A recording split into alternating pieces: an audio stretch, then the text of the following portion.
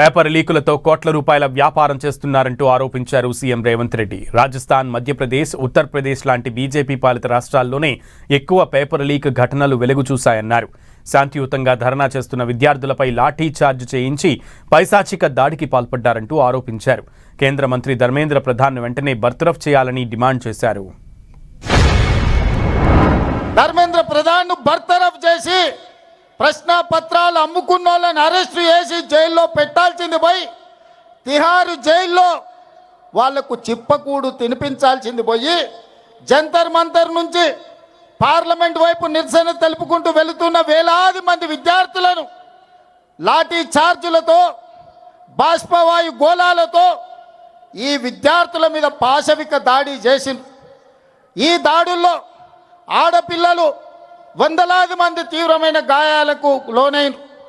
ఆడపిల్లలను బట్టలు చించిండ్రు, వాళ్ళ గొంతు నులిమిండ్రు.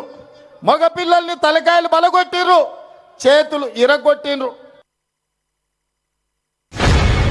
ఈ ప్రశ్న పత్రాల లీకేజీ, కేంద్ర ప్రభుత్వ వైఫల్యం, ధర్మేంద్ర ప్రధాన్ బర్తరఫ్కు సంబంధించి పార్లమెంటులో చర్చకు తీసుకోవాలని లోక్సభ స్పీకర్ గారిని కాంగ్రెస్ పార్టీ ఇండియా కూటమి అడిగితే ప్రభుత్వం అనుమతిస్తలేదు.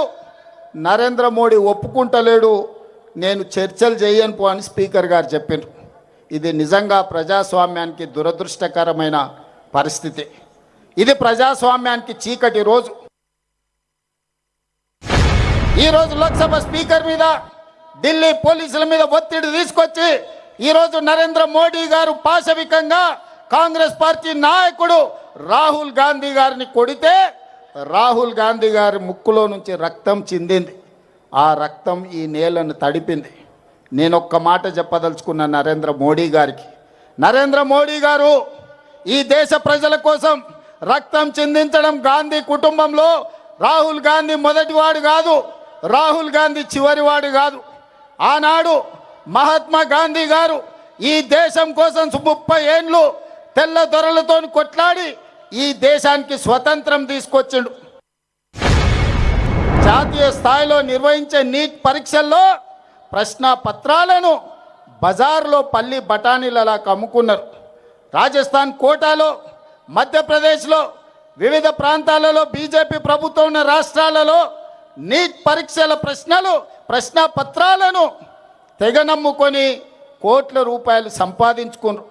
అందుకే ఇవాళ వేలాది మంది విద్యార్థులు సిబిఎస్ఈలో జరిగిన అవకతవకలు, నీట్ పరీక్షల్లో జరిగిన అక్రమాలను చర్యలు తీసుకోవాలి. కేంద్ర మంత్రి ధర్మేంద్ర ప్రధాన్ మంత్రివర్గం నుంచి బర్తరఫ్ చేయాలి అని ఢిల్లీ వీధుల్లో వేలాది మంది విద్యార్థులు కదం దొక్కిరు.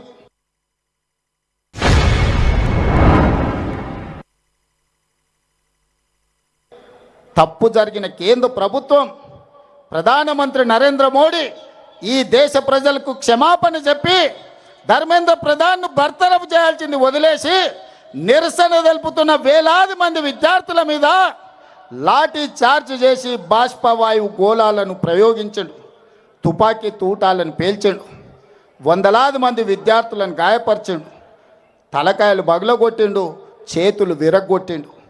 నేను ఇవాళ తెలంగాణ సమాజాన్ని, యువకులను నేను అడుగుతున్నా, విద్యార్థుల జీవితాలతో చెలగాట మాడిన ఈ సంస్థల్ని వైఫల్యం చెందిన కేంద్ర మంత్రిని వదిలేద్దామా? ప్రశ్నించినందుకు ప్రజల్ని పశువులలాగా చితకబాదిన కేంద్ర ప్రభుత్వాన్ని వదిలేద్దామా?